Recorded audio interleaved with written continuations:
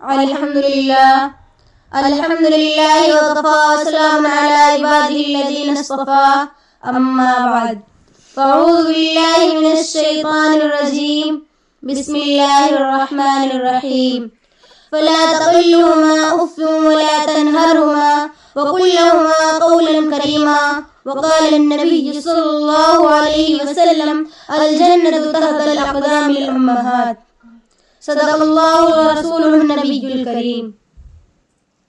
پیارے دوستوں، آج کی اس مبارک مجلس میں میری تقریر کا عنوان والدین کا مقام ہے۔ اللہ پاک مجھے اخلاص کے ساتھ بولنے اور ہم سب کو اس پر عمل کرنے کی توفیق عطا فرمائے۔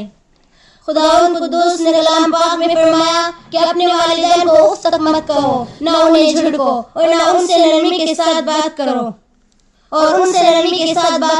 حدیث میں نبی پاک صلی اللہ علیہ وسلم نے فرمایا جنت ماں کے قدموں میں ہے۔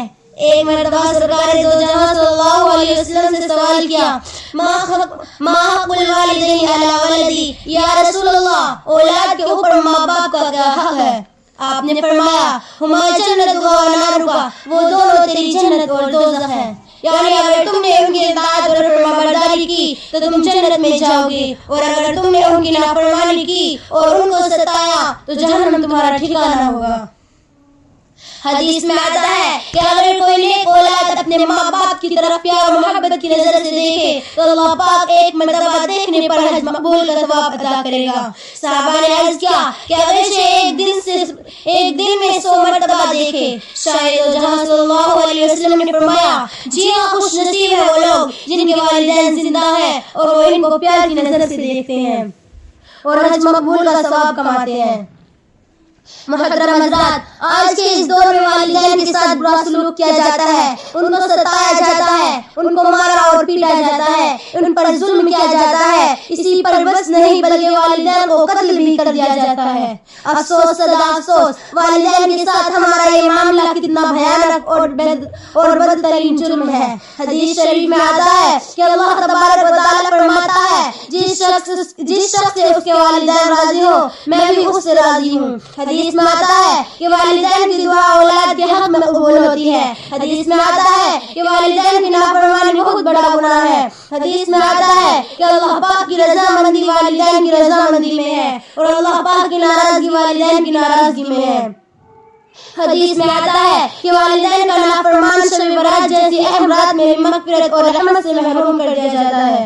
حدیث میں آتا ہے کہ جو شخص رزق کی فراوانی اور لمبی عمر کی تمنا رکھتا ہے اسے چاہیے کہ والدین کے ساتھ اچھا سلوک کرے۔ حدیث میں آتا ہے کہ باپ جنت کے دروازوں میں سے ایک دروازہ ہے، اگر تم چاہو تو اس کی حفاظت کر لو اور اگر تم چاہو تو اس کو ضائع کر دو۔ حدیث میں آتا ہے کہ جس نے ہر جمعے کو اپنے والدین کی قبر کی زیارت کی تو اس کے گناہ معاف کر دیے جاتے ہیں اور جہنم سے نجات لکھی جاتی ہے۔ حدیث میں آتا ہے کہ ایک صحابی والدین کو روزہ چھوڑ کر جہاد میں شرکت کے لیے تشریف لاتے ہیں۔ آپ صلی اللہ علیہ وسلم ان کو واپس لوٹا دیتے ہیں اور فرماتے ہیں کہ جاؤ ان کو ہنساؤ جیسے کہ تم نے ان کو رلایا ہے۔ حدیث میں آتا ہے کہ تمام فرشتوں میں سب سے اعلیٰ اونچا مقام رکھنے والے فرشتہ جبریل امین علیہ السلام بدعا فرماتے ہیں کہ ہلاک اور برباد ہو جائے وہ انسان جس کے سامنے اس کے والدین یا اس میں سے کوئی ایک بڑھاپے کی حالت میں ہو اور وہ ان کی خدمت کر کے اپنے آپ کو جنت کا مستحق نہ بنا لے۔ سید الانبیاء صلی اللہ علیہ وسلم نے اس بدعا پر آمین فرمایا۔ بزرگوں کا مقولہ ہے کہ اگر علم چاہیے تو استاد کی خدمت کرو اور اگر دولت چاہیے تو ماں باپ کی خدمت کرو۔ مسلمانوں، ایک مرتبہ حضرت حلیمہ سعدیہ تشریف لاتے ہیں۔ حضور پاک صلی اللہ علیہ وسلم انہیں دیکھ کر کھڑے ہو جاتے ہیں اور اپنی چادر مبارک اتار کر حضرت حلیمہ سعدیہ رضی اللہ عنہ کے قدموں میں بچھا دیتے ہیں۔ صحابہ کرام حیران ہو جاتے ہیں کہ یہ کون خوش نصیب عورت ہے جس کے لیے ساری کائنات کے سردار محمد مصطفیٰ صلی اللہ علیہ وسلم نے اپنی چادر بچھا دی ہے۔ پتہ چلتا ہے کہ آپ کی دودھ پلانے والی ماں ہے، حضرت حلیمہ سعدیہ ہے۔ اندازہ لگائیں کہ شہنشاہ دو جہاں صلی اللہ علیہ وسلم نے کتنی عزت و آبرو سے ماں کو نوازا ہے۔ حضرت اویس قرنی رضی اللہ عنہ کو دیکھے کہ ماں کی بیماری اور خدمت کی وجہ سے پوری زندگی آپ صلی اللہ علیہ وسلم کی خدمت میں حاضر نہ ہو سکے۔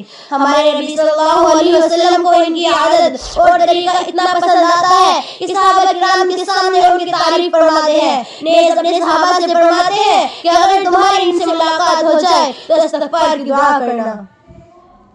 میرے دوستو، کلیجہ تھام کر اور جگر پر ہاتھ رکھ کر سنیے، حضرت علقمہ جلیل القدر صحابی تھے، مگر وہ اپنی بیوی کی باتوں میں آ جاتے تھے اور اپنی بیوی کو ماں پر ترجیح دے دیتے تھے۔ ان کے اس عمل سے والدہ ناراض تھی۔ جب حضرت علقمہ کی موت کا وقت آتا ہے، صحابہ کرام کی کوششوں کے باوجود ان کی زبان پر کلمہ جاری نہیں ہوتا۔ آپ صلی اللہ علیہ وسلم کو اس کا علم ہو جاتا ہے۔ آپ صلی اللہ علیہ وسلم ان کی والدہ کو بلاتے ہیں اور دریافت کرتے ہیں کہ علقمہ آپ کی نظروں میں کیسے ہیں۔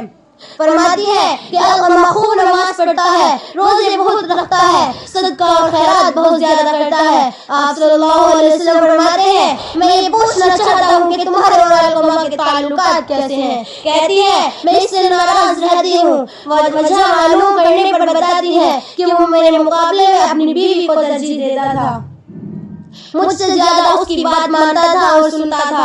آپ صلی اللہ علیہ وسلم نے فرمایا کہ علقمہ پریشانی کے عالم میں ہے، تم اسے معاف کر دو۔ بوڑھی ماں کہتی ہے، میں اسے ہرگز معاف نہ کروں گی کیونکہ اس نے میرا بڑا جی دکھایا ہے۔ بوڑھی ماں کی یہ بات سن کر آپ صلی اللہ علیہ وسلم حضرت بلال رضی اللہ عنہ کو حکم دیتے ہیں کہ تم لکڑیاں لا کر آگ جلاؤ تاکہ اس میں علقمہ کو جلا دیا جائے۔ ماں کی ممتا جوش میں آتی ہے، عرض کرتی ہے کہ آپ میرے سامنے میرے بیٹے کو آگ میں جلائیں گے، میں اس کو برداشت نہیں کر سکتی۔ آپ صلی اللہ علیہ وسلم فرماتے ہیں کہ خدا کا عذاب تو اس سے بھی زیادہ سخت ہے۔ اگر تم چاہتی ہو کہ اللہ تعالیٰ تمہارے بیٹوں کو معاف کر دے اور اس سے راضی ہو جائے تو پہلے تم ان کو معاف کر دو اور اس کے بعد ماں نے حضرت علقمہ رضی اللہ عنہ کو معاف کر دیا اور ان کی زبان پر کلمہ جاری ہو گیا۔ حضرت علقمہ رضی اللہ عنہ کو دفن کرنے کے بعد آپ صلی اللہ علیہ وسلم نے مدینے کے قبرستان میں فرمایا، اے انصار و مہاجر، تم میں سے جو شخص اپنی بیوی کو ماں پر ترجیح دے گا اس پر خدا کی لعنت ہے، نہ اس کے فرائض قبول ہے نہ نوافل قبول ہے۔ میرے بھائیوں، عربی کا مقولہ ہے، الانسان عبد الانسان، انسان احسان کا غلام ہے۔ والدین کے ہمارے اوپر اس قدر احسانات ہیں کہ ہم پوری زندگی ان کا بدلہ نہیں چکا سکتے۔ بچہ پیدا ہونے سے پہلے مسلسل 9 مہینے تک ماں حمل اٹھائے پھرتی ہے، اس کے چلنے پھرنے، سونے جاگنے، کھانے پینے، حتیٰ کہ ہر چیز کا نظام درہم برہم ہو جاتا ہے۔ نہ دوڑ سکتی ہے، نہ کود سکتی ہے، نہ من پسند کھانا کھا سکتی ہے، نہ میٹھی نیند سو سکتی ہے۔ جب بچے کی پیدائش کا وقت آتا ہے تو درد ماں کو کتنا تڑپاتا ہے، بھلا اس کا اندازہ ماں کے سوا کون لگا سکتا ہے؟ نہ جانے کتنی مائیں اس درد کو برداشت نہیں کر پاتی اور بچے کی خاطر اپنی جان تک قربان کر دیتی ہے۔ بچہ پیدا ہونے کے بعد ماں اس کو دودھ پلاتی ہے، اس کو اپنے سے جدا نہیں کرتی، بار بار پاخانہ پیشاب کرتی ہے، گندے کپڑوں کو بدلتی ہے۔ بچہ بیمار ہو جائے تو رات بھر بیٹھ کر گزار دیتی ہے۔ الغرض ماں اپنی اولاد کی خاطر اتنا بڑا مجاہدہ برداشت کرتی ہے کہ اس کی قیمت ادا نہیں کی جا سکتی۔ ماں کی اس تکلیف کو زبان اور قلم دونوں بیان کرنے سے عاجز و قاصر ہے۔ وہ باپ جس نے ابھی بچے کی صورت بھی نہیں دیکھی، خوشی کے مارے پھولا نہیں سماتا، بچے کے پیدا ہونے سے پہلے ہی اس کے کھانے پینے اوڑھنے بچھونے کا انتظام کرتا ہے، نرسوں اور ڈاکٹروں سے رابطے میں رہتا ہے، رات دن اخلاص نیت کے ساتھ اللہ سے دعا مانگتا ہے کہ اے اللہ ولادت کا معاملہ آسان فرما اور مجھے نیک صالح اولاد عطا فرما۔ اے نوجوانوں، والدین نے اپنی تمناؤں کا گلا گھوٹا، اپنی ہر آرزو کو دفن کیا، اپنے تمام جذبات کو قربان کیا، مگر تیری ساری حسرتیں پوری کی اور تیری بھرپور جوانی کا انتظار کرتے رہے۔ آج اگر وہ بڑھاپے کی آگ میں جل رہے ہیں اور تو جوان ہے تو بوڑھے والدین کی خدمت کر اور یاد رکھ تیری جوانی کا یہ نشہ ایک دن ڈھل جائے گا اور یہ جوانی تم سے بھی بے وفائی کر جائے گی، تیری کمر جھک جائے گی، تو پریشان ہوگا اور لاٹھی ٹیکتا ہوا چلے گا۔ اس وقت تو سہارے کا محتاج ہوگا۔ اپنے بڑھاپے کا خیال کر اور والدین کے بڑھاپے کا سہارا بن، کہیں ایسا نہ ہو کہ ان کا دل ٹوٹ کر عرش اعظم کو ہلا دے اور تمہارے اور خاک میں مل جائے اور در تو در بدر کی ٹھوکر کھاتا پھرے، دانے دانے کے محتاج ہو جاؤ، مصیبتوں کا پہاڑ تم پر ٹوٹ پڑے، لوگ تمہارے دشمن بن جائیں اور فرشتے تم پر لعنت کرنے لگے، خدا اور اس کا رسول تم سے ناراض ہو جائے اور جہنم تمہارا ٹھکانہ بن جائے۔ دعا کیجیے اللہ پاک ہم سب کو پوری امت کے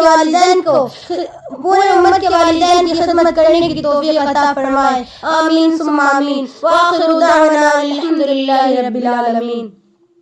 والدین کا سایہ خدا نے کیا عجیب بنایا ہے، والدین کا سایہ خدا نے کیا عجیب بنایا ہے، ماں کے قدموں میں جنت تو باپ کو دروازہ بنایا ہے۔